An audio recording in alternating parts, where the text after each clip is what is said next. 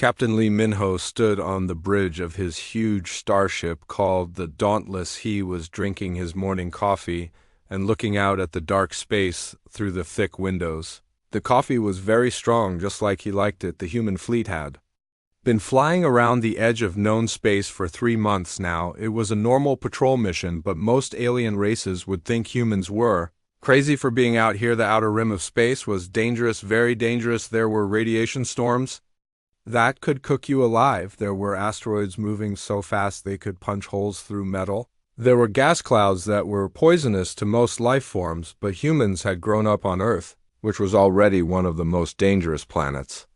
Anyone knew about, so flying around in dangerous space felt normal to them. Minho set his coffee cup down and walked around the bridge. His crew was busy at their stations, checking sensors and monitoring communications. Everyone looked calm and ready. This was what they did every day. Nothing scared them much anymore. They had seen too much and survived too much to be easily frightened. Then, something happened that would change everything. Communication Officer Hunjuan suddenly sat up straight. At her station, her fingers started moving quickly across the glowing control panels in front of her. She had a confused look on her face. Captain, we are getting a distress signal, she said. Her voice sounded worried. It is very strange, sir. The signal has many different alien languages all talking at the same time. Minho walked over to her station and listened. The signal was coming through the speakers now. It was a mess of different sounds. There were clicking noises and whistling sounds and musical tones that made his teeth hurt, but underneath all the chaos he could hear something that every living being understood. Fear, real desperate fear. Can you understand any of it? He asked. The computer is trying to figure it out, sir, she said. The computer was working hard to translate all the different alien languages.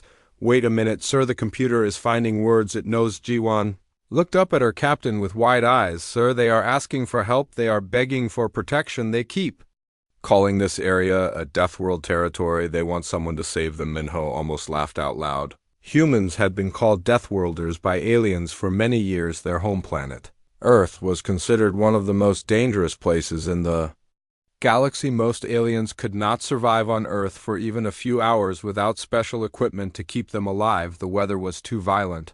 The animals were too deadly. The air was too toxic, but humans had grown up there. They had learned to survive ice ages and volcanic eruptions and asteroid impacts. They had learned to live with deadly animals and poisonous plants and diseases that could kill most other species. What seemed impossible to aliens was just normal life for humans. Where's the signal coming from? Minho asked. The signal is coming from coordinates 127 Mark 84, about 4 light hours away from us, Jiwan said. Then she looked worried again. Captain, there is something else. Long-range sensors are showing a huge alien fleet chasing after whoever is sending the signal. The bridge got very quiet except for the humming of the life support systems. Minho knew what his crew was thinking. They were all thinking the same thing. Here was a chance to prove that humans were not just good at surviving impossible things, they were also good at helping others survive impossible things. Set course for the signal maximum speed, he ordered, and called Dr. Park from the medical bay. If we are going to help alien refugees, we will need our best alien expert. The Dauntless turned toward the signal, and its engines roared to life. The sound was so loud it would have damaged most alien ears. But humans had built their ships to be tough and loud and powerful. Behind them, the rest of the human fleet followed. Their ships looked like metal predators moving through the darkness of space. As they got closer to where the signal was coming from, the main view screen showed them something that made even the tough human crew gasp. There were hundreds of alien ships limping through space in a desperate formation. Some of the ships were leaking air into space. Others were flickering because their power was failing. A few were being held together by what looked like crystal webbing. My God, whispered Dr. Park Yuna as she arrived on the bridge. How many different species are we looking at? Sensors show at least 15 different ship designs reported. Science Officer Choi Sung. Of these ships are barely staying in one piece, Captain. They are running on almost no power. Minho watched the alien fleet struggling to move forward. Their ships were going at speeds that humans would consider very, very slow. Behind them, dark shapes were getting closer, their sleek forms cut through space like knives. Open a communication channel, he commanded. All frequencies. The communication system turned on with a soft beep. Minho straightened his uniform and looked directly at the camera. This is Captain Lee Minho of the United Earthship. Dauntless representing the Human Defense Fleet. We have received your distress signal and we are ready to help. Please respond on any frequency you can use. The response came right away. It was a chaos of voices speaking in languages that had developed on worlds humans had never seen, but through all the noise, one voice came through speaking in broken but understandable standard galactic human vessels. This is Veltara of the Crystal Consortium. We did not expect to find Deathworlders here. We are refugees running from the Harvester fleet. They have destroyed our worlds. They have enslaved our people. We seek sanctuary, but we understand if you cannot help. We know your kind prefers to stay alone. Minho looked around at his crew. Every face showed the same determination that had helped humanity survive countless disasters on their home planet. They had survived ice ages and asteroid impacts and volcanic eruptions and the rise of their own civilization. Now it seemed it was time to help others do. Usama Valtara. This is Captain Minho. He said, you are welcome in our space. We will give you protection and help. Please keep your current course and speed.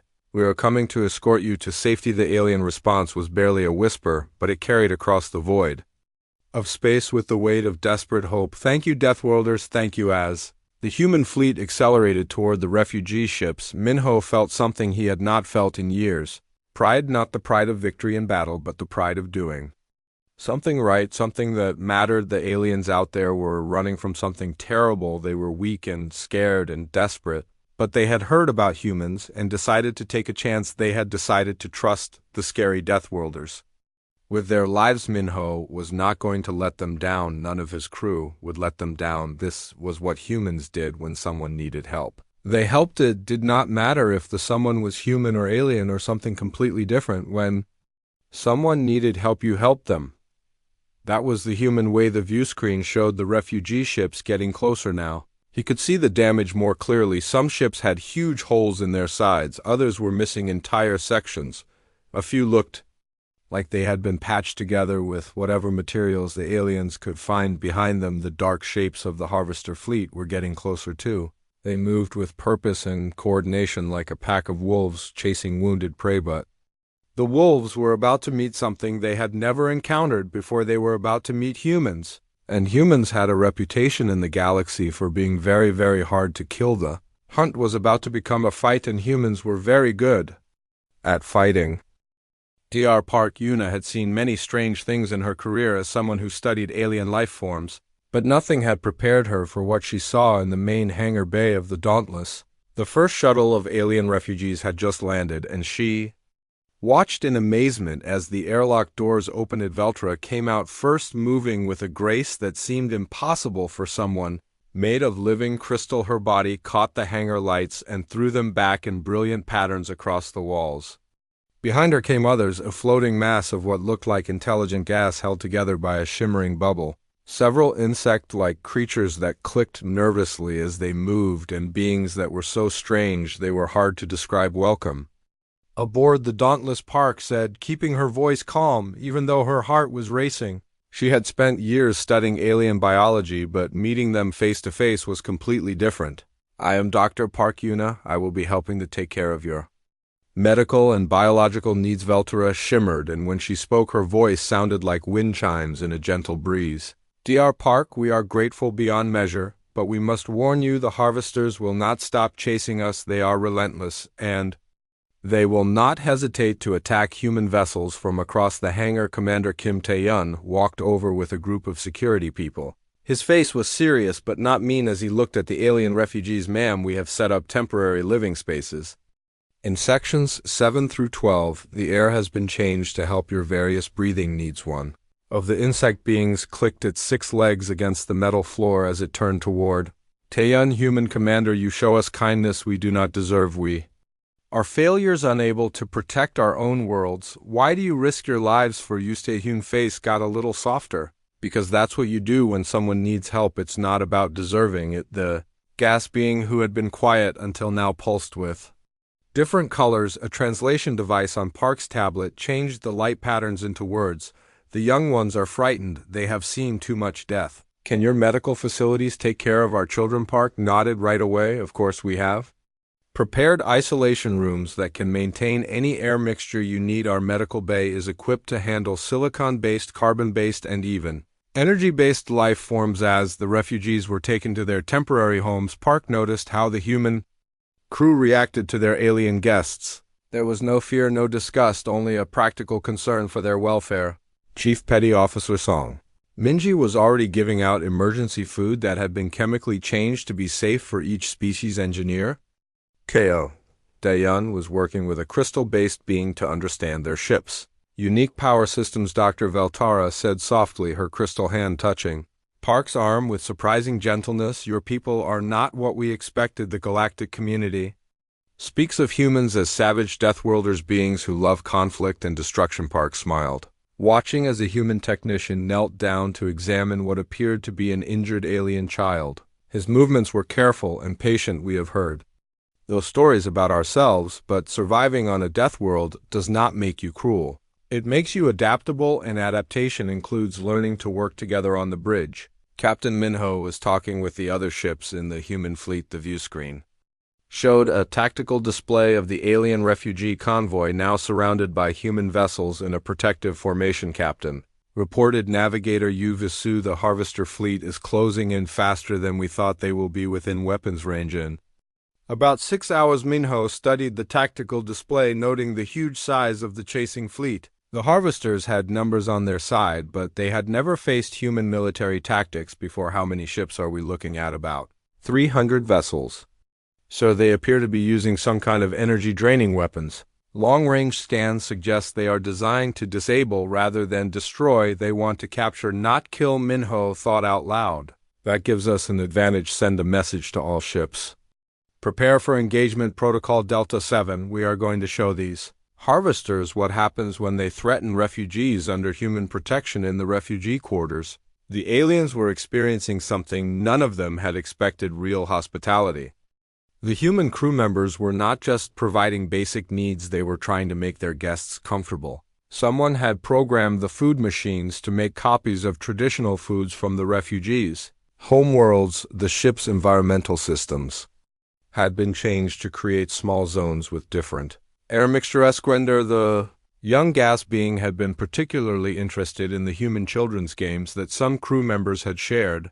The being pulsed with bright, happy colors as it learned to play simple pattern-matching games on a tablet that had been specially modified for beings without solid hands. Your offspring are remarkable, Veltara said to Dr. Park as they watched the interaction. They show no fear of us, only curiosity. Human children are naturally curious, Park replied. They have not learned to be afraid of differences yet.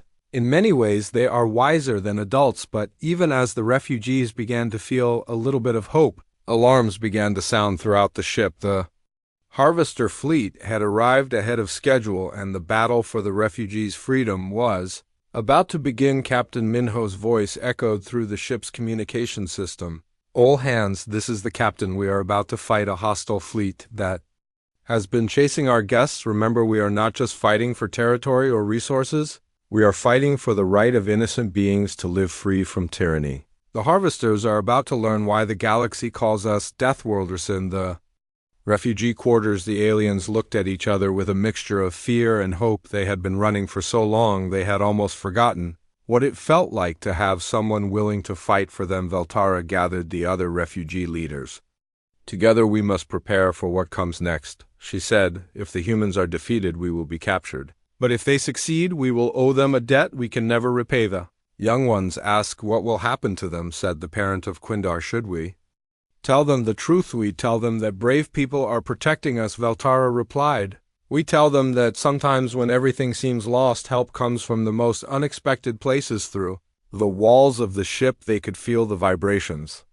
As the Dauntless prepared for battle, the engines were powering up, the weapons were charging, the crew was taking their positions, and in the refugee quarters, beings from across the galaxy waited and hoped and prayed to whatever gods they believed in, that the scary humans who had taken them in would be as good at fighting as they were at showing kindness. The space around the refugee convoy exploded into chaos as the Harvester fleet dropped out of hyperspace. Captain Minho watched from the bridge as hundreds of sleek, dark vessels appeared in perfect formation, Their hulls seemed to absorb light, rather than reflect it, making them look like holes in space. At self-analysis of enemy vessels, complete, Captain reported Science Officer Choi Seung. They are using some kind of energy-stealing technology. It appears to drain power from targeted ships and transfer it to the harvester vessels. Minho nodded grimly. It was a smart strategy against most species who relied heavily on energy shields and high-powered weapons, but humans had learned to fight dirty during their long history of warfare. On Earth, signal the fleet, he ordered. Execute Protocol Badger. All ships switch to kinetic weapons and prepare for close quarters combat. The human fleet spread out in a formation that would have seemed suicidal to most galactic military experts. Instead of staying in defensive positions, they accelerated directly toward the harvester fleet. Their ships moved at speeds that pushed their crews to the edge of human endurance. On the UES Defiant, Commander Park Yaman felt the crushing weight of acceleration. As his ship dove toward the enemy formation around him, his crew worked with mechanical precision.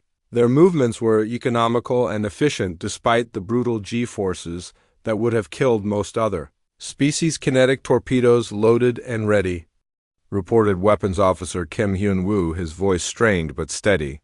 Targeting their lead vessels. Fire when ready, Yamin commanded. Remember, we are not trying to destroy them all. We just need to create enough confusion to get the refugees to safety.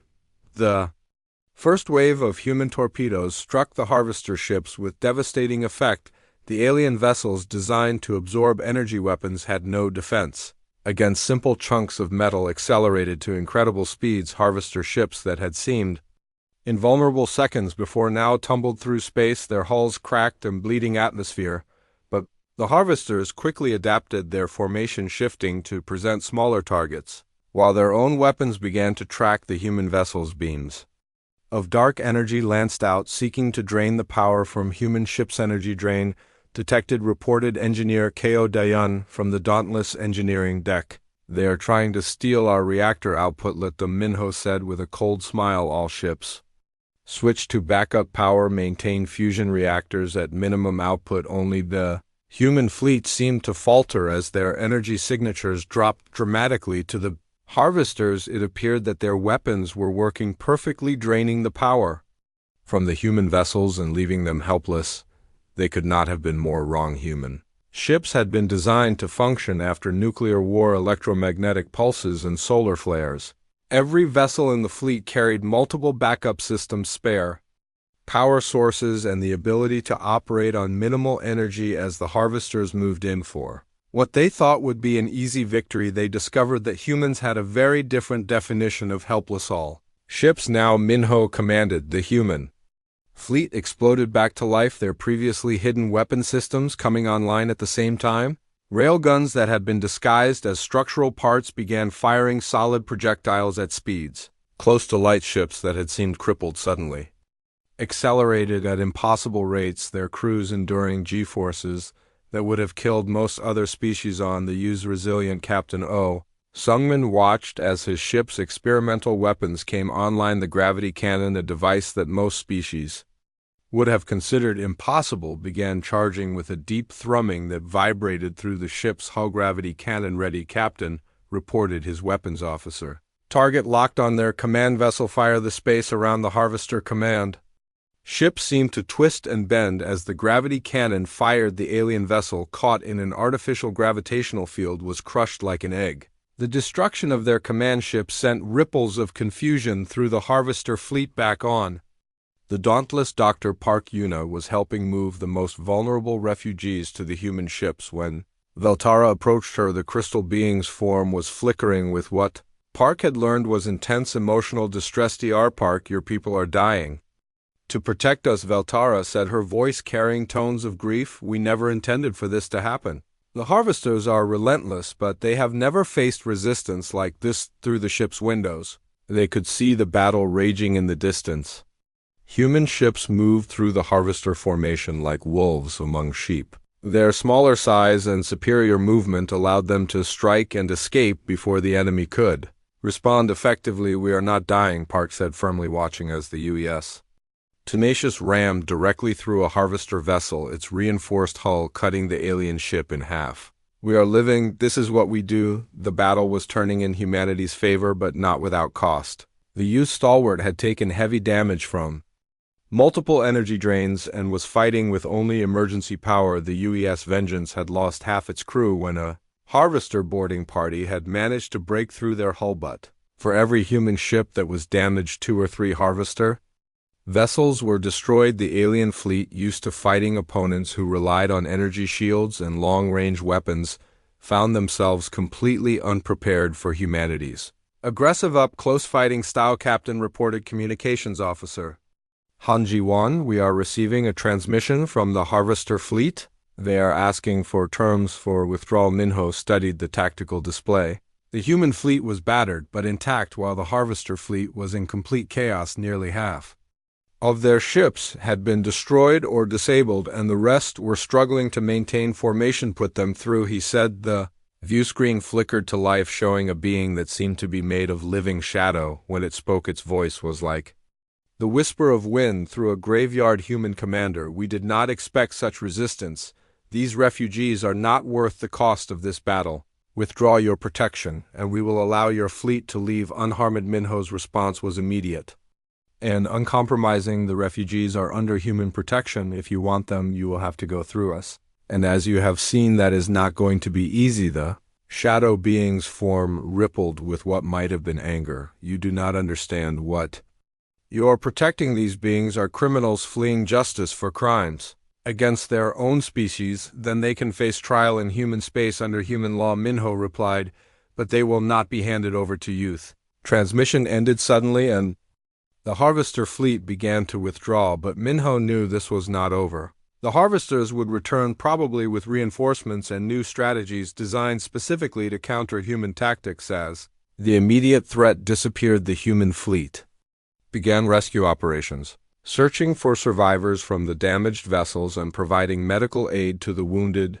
The refugees who had watched the battle in stunned silence began to understand that they had found something remarkable among the stars. They had found a species that would fight for strangers, not because they had to, but because they believed it was right.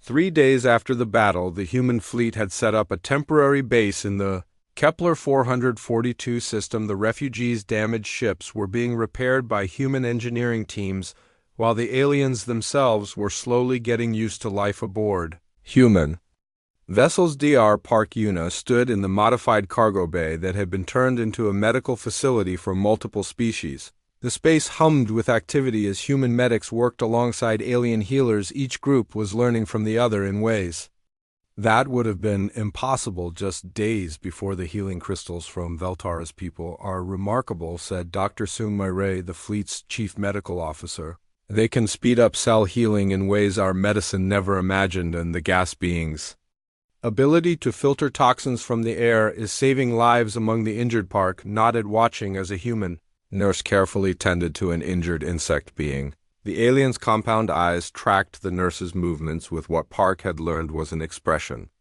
of gratitude among its species. We are learning as much as we are teaching, Park said, but I am concerned about the long-term implications. The Harvester's accusations about our guests being criminals, you think there might be truth to it? Myray asked before Park could answer. Commander Kim Tae-yun entered the medical bay. His face was grim. We need to talk. We have discovered something about our guests that changes everything. They moved to a private office where Tae-yun turned on a holographic display. The screen showed detailed scans of the refugee fleet, highlighting energy signatures and weapon systems that had been carefully hidden. Our deep scans revealed something interesting.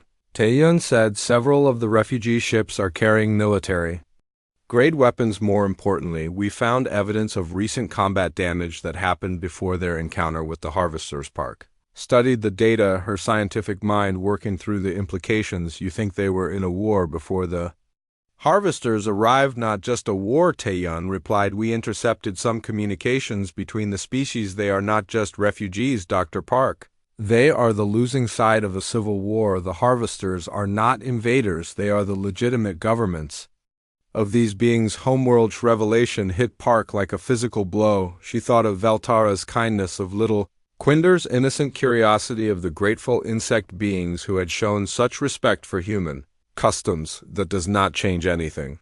She said finally, they are still people fleeing persecution. Even if they were on the losing side of a conflict, that does not make them criminals. Captain Minho agrees with you, Taeyeon said. But the crew is starting to ask questions, and there is something else. We have detected long-range communications from the refugee ships. They are trying to contact other resistance cells in the refugee quarters. Veltara was meeting with the other species, leaders in what had once been the Dauntless secondary storage.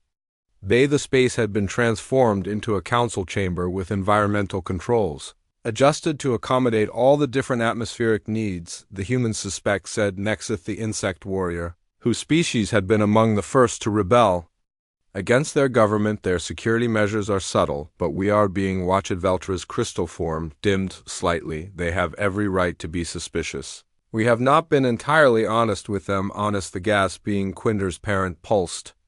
With agitated colors, we are fugitives from our own governments. We started a war that consumed entire star systems. How could we be honest about that? Because they deserve the truth, Veltara said firmly. The humans have risked their lives to protect us. They have shown us more kindness than we have known in years of fighting. We owe them honesty. The council chamber fell silent except for the hum of the environmental systems. Each species present had their own reasons for joining the rebellion, their own grievances against the governments that had driven them to war, but they all shared one thing: they had lost. If we tell them the truth, they may abandon us. Warned Nexith, humans have a reputation for being practical. They may decide we are more trouble than we are worth. Then we will face that judgment, Veltara replied, but we will do so with honor on the bridge. Captain Minho was reviewing intelligence reports when Dr. Park arrived with Commander Taeyeon. The captain looked thoughtful as he studied the data they had put together. So our guests are political refugees, he said finally. Revolutionaries who lost their war and are now being hunted by their own governments. That is the situation, Sir. Taeyeon confirmed. The question is, what do we do about it? Minho was quiet for a long moment, staring out at the stars through the bridge's main view screen. In the distance, he could see the refugee ships, their alien designs, strange but somehow beautiful against the backdrop of space. We do what we have always done, he said finally. We protect people who need protection. I do not care if they are political refugees or just refugees. They are still running from people who want to hurt them, Captain, said Communications Officer Han Ji-won. We are receiving a priority transmission from Earth Command. They want a full report on the situation. Minho nodded. Tell them we have encountered a group of political refugees and are providing humanitarian assistance. Full details to follow. As the bridge crew carried out their duties, none of them noticed the figure standing in the shadows near the communications station. Veltara had arrived just in time to hear the captain's words, and for the first time since fleeing her homeworld, she felt something she had almost forgotten. Hope. Later that evening, Veltara requested a private meeting with Captain Minho. They met in the captain's ready room, a small space that felt almost cozy despite being aboard a military vessel. Captain Minho, Veltara began, her crystal form reflecting the soft lighting. I have come to tell you the truth about who we are and what we have done. Minho leaned back in his chair, his face calm. I am listening. We are not innocent victims, Veltara said. We are revolutionaries who fought a war against our own governments. We lost that war, and now we are being hunted, not just by the harvesters, but by every legitimate authority in our former territories. The captain was quiet for a moment, processing this information. What was the war about? Freedom, Veltara said simply. Our governments had become corrupt, oppressive. They treated their people as resources to be used rather than beings with rights. We fought to change that, and now you are refugees because you lost. Minho said, yes, we are asking you to harbor criminals, Captain. We are asking you to risk your ships and your people for beings who have blood on their hands. Minho studied the alien leader, noting the way her crystal form seemed to dim with shame. How many people died in your war? Too many, Veltara replied. Both sides committed terrible acts. Both sides became monsters in the name of their cause, and if you could go back, would you do it differently? Velta's form flickered with complex patterns of light. I would try to find another way, but I cannot say I would not fight. The oppression was real, Captain. The suffering was real. Captain Minho stood and walked to the window, looking out at the stars. You know what I think, Veltara? I think the galaxy is Full of people who have to make impossible choices. Sometimes there are no good options, only necessary ones. You will still protect us. Veltara asked, hope creeping into her voice. We will protect you, Minho confirmed, but from now in complete honesty.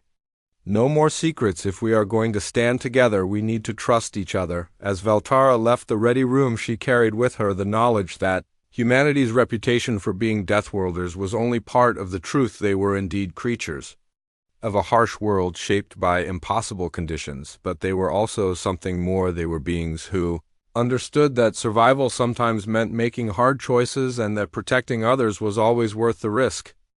2 weeks had passed since the refugees' arrival, and the human fleet had established a more permanent base in the outer system. What had begun as a rescue mission was becoming something far more complex, the foundation of a multi-species alliance. Chief Engineer Song Minji stood in the main engineering bay of the Dauntless, watching as human technicians worked alongside alien engineers to combine new technologies. The collaboration was producing remarkable results. The crystal matrices from Veltara's people can store energy with 400% greater efficiency than our current systems, reported engineer Ko Daeun, and the gas beings. Atmospheric processors could revolutionize our life support systems, but it was the insect beings who had provided the most surprising contribution. Their ability to process complex calculations through biological neural networks had enhanced the fleet's tactical computers beyond all expectations. We are not just helping refugees anymore, Minji observed. We are building something new. In the modified diplomatic suite, Dr. Park Yuna was conducting what had become daily briefings with the refugee leaders. The meetings had evolved from simple status reports to complex discussions about the future of their alliance. The harvester fleets are regrouping, reported Nexus, the insect warrior. Our intelligence network suggests they are preparing for a major offensive. But they are not just targeting us anymore, they are planning to attack human colonies. Vela's crystal form pulsed with concern. They see humanity as a threat to their authority. By protecting us, you have made yourselves enemies of a dozen different governments. Then we will face them together, Park said firmly. That is what allies do. The gas being that served as Quinder's guardian shimmered with complex patterns. The translation device converted its communication. The young ones ask difficult questions. They want to know if they will ever have homes again.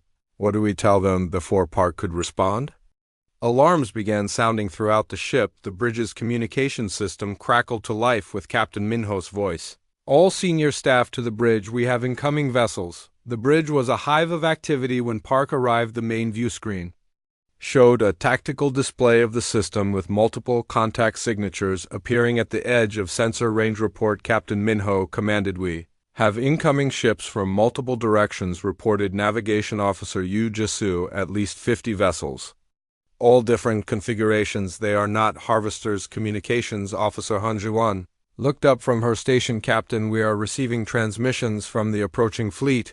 They are more refugees, sir. Word has spread about what we did here. The view screen shifted to show the approaching vessels. Unlike the first group of refugees, these ships showed clear signs of recent combat. Some were barely holding together, while others appeared to be converted civilian vessels pressed into military service. How many? Minho asked. Preliminary scans suggest approximately 15,000 beings, representing at least 20 different species.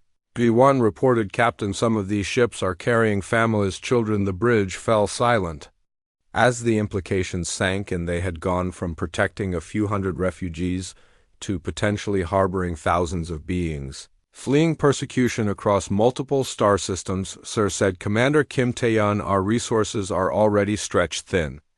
We cannot support this many refugees indefinitely, and if we turn them away, Minho asked, they will likely be captured by the harvesters or worse. Tae-yeon admitted. Dr. Park stepped forward. Captain, we need to consider the bigger picture. We are not just dealing with isolated refugee groups anymore. We are looking at the collapse of the existing galactic order. As if to emphasize her point, the communication system activated with an urgent message from the approaching refugee fleet. The translation came through in broken standard galactic human vessels. We seek the protection of the Deathworld fleet. Our worlds burn. Our people die. We have heard that humans will shelter those who have nowhere else to go. Minho looked around the bridge at his crew. These were people who had signed up to defend human colonies, not to become the galactic equivalent of a refugee camp. But he saw no hesitation in their faces, only determination. Signal the fleet, he ordered. We are going to need every available space for refugees, and get me a direct line to Earth Command. They need to know what we are dealing with. The next few hours were a whirlwind of activity as the human fleet prepared to receive the new arrivals. Every available space was converted into temporary housing, while the medical bay expanded its facilities to accommodate dozens of new species. But as the refugee ships approached, long-range sensors detected something else: a massive fleet of harvester vessels moving to intercept the refugees before they could reach human protection. They are not going to make it, observed Science Officer Choi. Soon, studying the tactical display, the harvesters will intercept them in approximately 2 hours. Captain Minho studied the situation, his mind racing through possible solutions. The human fleet was already outnumbered, and they were about to take on an even larger force while protecting thousands of non-combatants. All ships prepare for combat deployment, he ordered. We are going to escort the refugees and personally, Captain said. Commander Taeyun, the odds are not in our favor. We are looking at a fleet action against superior numbers with minimal support. Then we will have to be better than the odds, Minho replied. Signal the refugees, tell them to maintain course and speed. We are coming to get them. As the human fleet accelerated toward the approaching refugees, they were joined by an unexpected ally. The first group of refugees had retrofitted their damaged ships with human weapons and technology, creating a hybrid force that combined alien ingenuity with human determination. This is Nexus, came a transmission from one of the modified alien vessels. We stand with our human allies. Today we fight not just for survival, but for the right to exist. The battle that followed would become known as the defense of Kepler 442, the moment when humanity officially became the protector of the galaxy's oppressed. But as the fleets closed with each other, Captain Minho knew they were fighting for something even more fundamental: the principle that every being had the right to seek a better life, regardless of where they came from or what they had done. The approaching harvester fleet was 3 times larger than the one they had faced before, but this time the humans were not fighting alone. Alien ships flew alongside human vessels, their crews working together with a coordination that should have been impossible between species that had never met before. As the first shots were fired and space lit up with weapons fire, Minho realized that something had changed in the galaxy. The old order was breaking down and something new was being born, something that put the rights of individuals above the power of governments. The refugees streaming toward them were not just fleeing oppression. They were the seeds of a new civilization, one where freedom mattered more than authority, and where helping others was more important than following orders. And at the center of it all were the humans, the Deathworlders, who had learned that sometimes the most important battles were not the ones you fought for yourself, but the ones you fought for others. 6 months had passed since the first refugees had arrived, and the temporary base in the Kepler 442 system had grown into something no one had expected: a thriving multi-species colony that served as both sanctuary and symbol of what the galaxy could become. Captain Lee Minho stood on the observation deck of the newly constructed orbital station, looking down at the planet below. The surface was dotted with settlements, each one designed to accommodate different species needs: crystal cities for Veltara's people, gas processing facilities for the atmospheric beings, underground hives for the insect species. All of them working together in harmony. Dr. Park Yuna approached carrying a datapad filled with the latest reports. The transformation had been remarkable, but it had not been easy. The integration protocols are working better than we hoped, she said. The different species are not just coexisting, they are collaborating. The medical advances alone have been incredible. Minho nodded, but his expression remained serious. What about the political situation? Park sighed. That is more complicated. Earth Command is getting pressure from several galactic governments. They want us to stop harboring what they call political criminals. Some are threatening trade sanctions, and our response: we continue to offer sanctuary to anyone who needs it, Minho said firmly. That has not changed. The moment we start deciding who deserves freedom and who does not, we become like the governments. These people are fleeing from. Through the observation windows they could see ships arriving and departing constantly. Some were new refugees seeking shelter. Others were human vessels bringing supplies and personnel. A few were something entirely new, hybrid ships built using both human and alien technology. Commander Kim Tae-yun entered the observation deck carrying urgent reports from the perimeter scouts. Captain, we have a situation. 3 harvester fleets are approaching from different vectors. They are coordinating their attack this time. Minho turned from the window. How long do we have? 6 hours, maybe less, Tae-yun replied. But Captain, there is something else. The approaching fleets are not just harvesters, they include ships from at least 8 different governments, all of them demanding the return of their political refugees. So it has come to this, Minho said quietly. The old powers are uniting against using the colony below. Emergency sirens began to sound. Refugees who had thought they were finally safe began preparing for another evacuation. Children who had just learned to play without fear were suddenly remembering the terror of being hunted. But something different happened this time. Instead of panicking, the refugees began organizing. Veltara's crystal people started powering up defensive barriers. The gas beings began coordinating atmospheric shields. The insect warriors started activating weapon systems that had been integrated with human technology. This is Nexus. Came a transmission from the planet's surface. The refugees will not run anymore. We stand with our human protectors. If they want us, they will have to take us on the orbital station. The human crew was preparing for what would likely be their final battle. The odds were impossible. 3 full fleets against their small force of human ships and retrofitted refugee vessels. Captain Minho opened a communication channel to all ships and settlements. This is Captain Lee Minho to all human and allied forces. In a few hours we will face the largest fleet action in recent galactic history. We are outnumbered, we are outgunned by all conventional military thinking. We should surrender. He paused, looking out at the approaching enemy fleets. But we are not here because of conventional thinking. We are here because we believe that every being has the right to live free from oppression.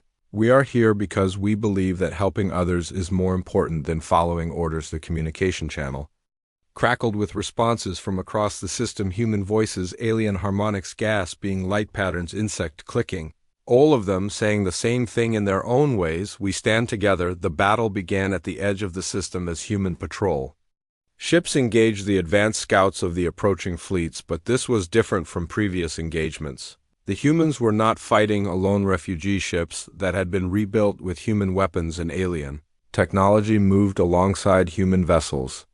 Their hybrid designs confused enemy targeting systems. While their diverse weapon types created tactical problems the attackers had never faced on the planet's surface, massive crystal formations began to glow as Veltara's people channeled energy into orbital defense platforms. Gas beings created atmospheric distortions that hid ships from enemy sensors. Insect warriors coordinated ground-based weapons that could reach into space. The enemy fleets found themselves fighting not just a human military force, but an entire civilization that had learned to combine the best of many different species. Dr. Park Yuna was in the orbital station's command center coordinating the defense when she received an unexpected communication. It was from Admiral Chen Wei, commander of the Earth Defense Force. Dr. Park, this is Admiral Chun. We have been monitoring the situation.